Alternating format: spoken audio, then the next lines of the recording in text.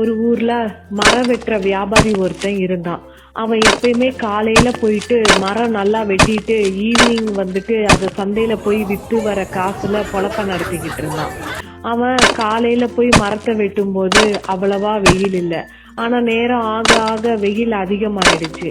ஒரு நாள் வெயிலோட தாக்கம் தாங்க முடியாம, சரி கொஞ்ச நேரம் ரெஸ்ட் எடுத்துட்டு அதுக்கப்புறமா போய் மரத்தை வெட்டலாம் அப்படின்னு சொல்லிட்டு ஒரு நிழலா இருக்கக்கூடிய ஒரு மரத்துக்கடியில போயிட்டு நல்லா ஓய்வு எடுத்துக்கிட்டு இருந்தான். அப்போ அந்த வழியா போன ஒரு குடிகாரன் அவனை பார்த்துட்டு எங்க இருந்து நல்லா குடிச்சிட்டு வந்து இங்க வந்து படுத்திருக்கானோ அப்படிங்கிற மாதிரி நினைச்சுக்கிட்டு அவனை கிராஸ் பண்ணி போயிட்டான்.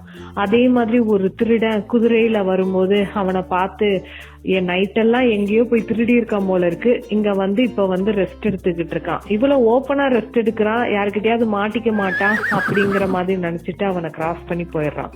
ஆனா ஒரு விவசாயி அவனை அப்படியே கிராஸ் பண்ணும்போது, நம்ம இவ்வளவு நாளா வெயில்ல ஓடா உழைக்கிறோம், நம்மளாலேயே இந்த வெயில தாங்க முடியல, இவர் என்னதான் வேலை செய்யறாரோ பாவம், வெயில் தாங்க முடியாம இங்க வந்து களைப்புல ரெஸ்ட் எடுத்துக்கிட்டு இருக்காரு அப்படிங்கிற மாதிரி நினைச்சு அவனும் கிராஸ் பண்ணி போயிடுறான்.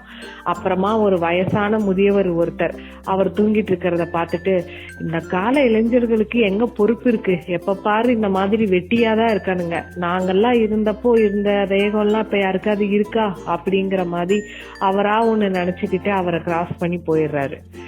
இந்த கதையில இருந்து நமக்கு என்ன தெரியுதுன்னா, எல்லாரோட எண்ணங்களும் அவங்க பாக்குற அந்த பார்வையின் வழியா இருக்கு. அவங்க எப்படி இருக்காங்களோ அது போலதான் அவங்க எண்ணங்களும் இருக்கும். அவங்க எண்ணங்கள் எப்படி இருக்கோ அது போலதான் அவங்க வாழ்க்கையும் இருக்கும்.